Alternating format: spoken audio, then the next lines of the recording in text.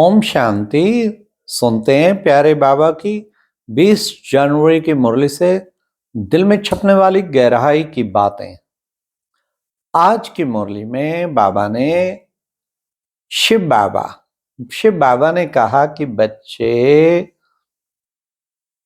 मैं जो हूं जैसा हूं अपना परिचय खुद देता हूं। मुझे यज्ञ तप शास्त्र वेद आदि पढ़ने से नहीं पाया जा सकता। मैं स्वयं आकर अपना परिचय खुद देता हूं। वही टाइम आया है जो बाबा अब स्वयं अपना परिचय खुद दे रहे हैं। आज बाबा ने कहा शिव जयंती, सो गीता जयंती, फिर सो। तो बाबा ने आज कितना अच्छा कहा कि सो सर्व की सदगति भवंती, सो विश्व में शांति भवंती। कितनी अच्छी संस्कृत आज बाबा ने सुनाई। इसलिए शिव बाबा आया तो गीता आई, सबकी सदगति हुई, सारे विश्व में शांति हो गई। आज बाबा ने कहा देखो बच्चे, आधा कल्प दिन ब्रह्मा का दिन जिसे कहते, आधा कल्प रात जिसे ब्रह्मा की रात कहते। ये ड्रामा हूबहू जो बना हुआ है वैसा ही हो रहा है और आगे भी वैसा ही होता रहेगा।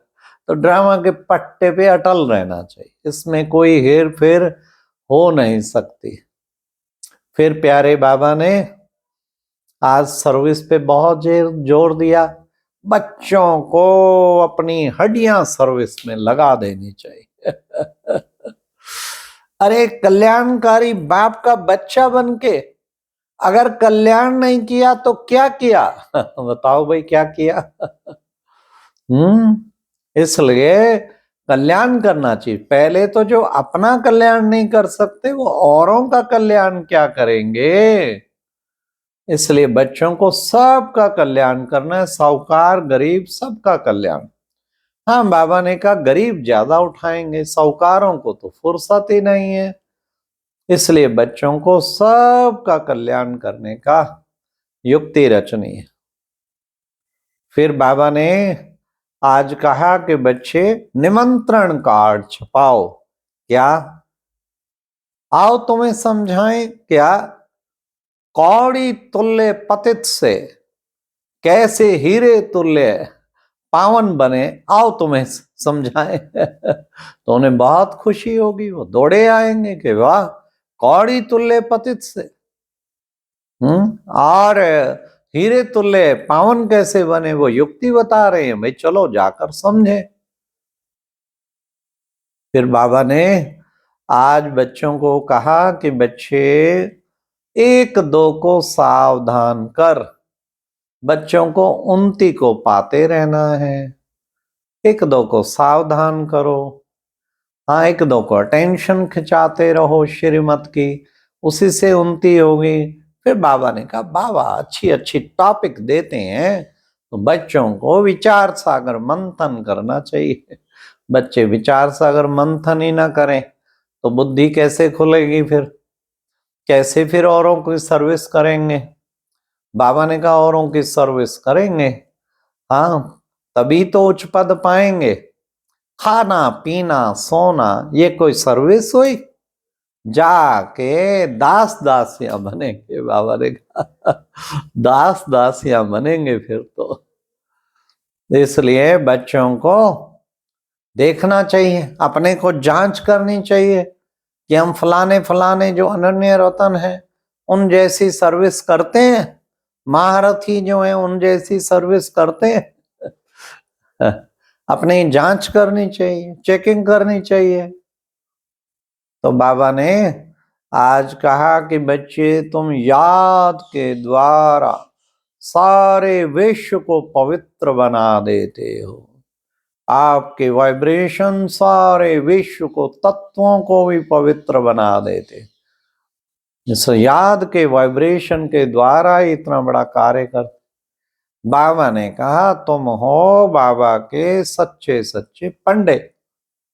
पंडों का काम है औरों को रास्ता बताना, तो तुम बच्चों को भी सबको मुक्ति, जीवन मुक्ति का रास्ता बताना है, क्योंकि तुम हो पंडित। फिर बाबा ने कहा जो बच्चे बाबा की खूब सर्विस करते वो महारथी कहलाते। बाबा को स्पूत बच्चे बहुत अच्छे लगते हैं।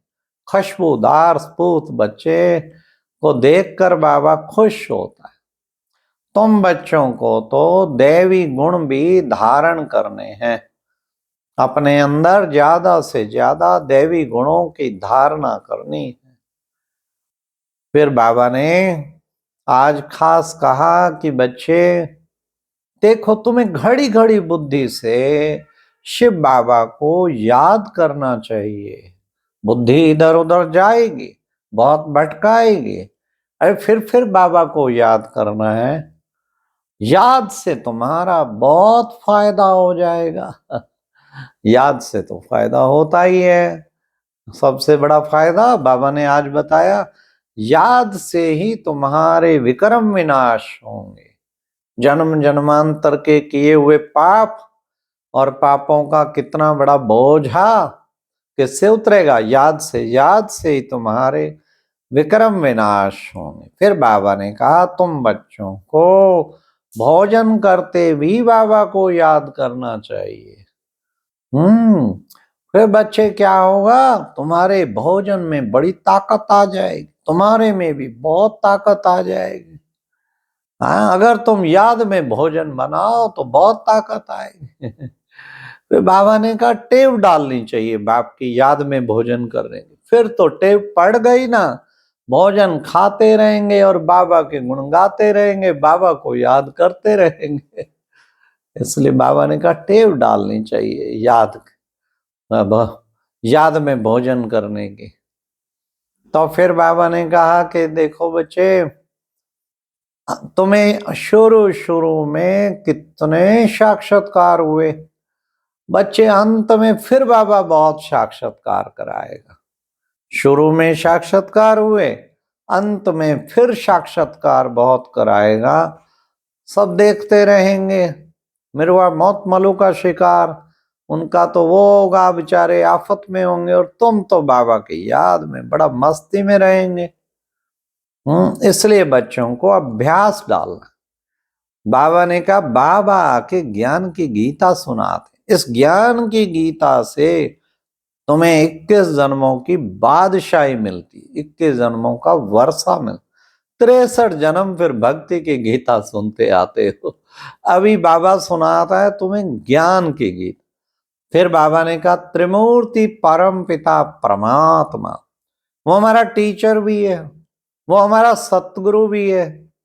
इस छोटे से पुरुषोत्तम संगम युग पर आके हम सबका कल्याण करते हैं। तो बाबा ने कहा कि देखो बच्चे, तो कोई भी मिले लिखाना चाहिए उनसे, हाँ, कि अभी क्या बनना चाहते हैं, तुम किसके बच्चे हैं। बाबा ने कहा सबको बाप का परिचय तो जरूर देना है। इसलिए बाप का परिचय देंगे ना, उससे बाबा ने कहा औरों को भी सही सही रास्ता मिलेगा, वो भी औरों को गाइड कर पाएंगे। फिर बाबा ने कहा कि बस सबसे बड़ी बात आज की मुरली में बाबा ने कहा वरदान में कि बच्चे अविनाशी प्राप्ति के आधार पर सदा संपन्नता का अनुभव करने वाले प्रसन्न चित्त भवा। ये अविनाशी प्राप्ति है, कितनी बड़ी प्राप्ति। बाबा प्राप्तियों का भंडार, कितनी प्राप्ति कराता है। अविनाशी प्राप्ति के आधार पर सदा संपन्नता का अनुभव करने वाले, ये संपन्नता का अनुभव करना है। और फिर प्रसन्नचित, सदा प्रसन्नचित, जिसके अंदर कोई क्वेश्चन नहीं, प्रश्न नहीं, वो सदा प्रसन्नचित। प्याज की मुरली में स्लोगन था, परमात्म प्यार के अनुभवी बनो तो क्या होगा, कोई भी रुकावट आ नहीं सकती। किस चीज के अनुभवी बनो? परमात्म प्यार के अनुभवी बनो, उसकी कमी है, कोई रुकावट नहीं आएगी, डूब जाओ प्यार में। फिर बाबा ने कहा कि देखो बच्चे, अव्यक्ति साइलेंस का इशारा दिया फरिश्ता बनने का, कि पूर्वजपन की स्मृति रहे और कर्म करते रहे डबल लाइट फरिश्ता बन के, तो सबको डबल लाइट फरिश्ता बना पाएंगे। अच्छा, ओम शांति। ये था आज की मुरली से दिल में छपने वाली गहराई की बातें। ओम शांति।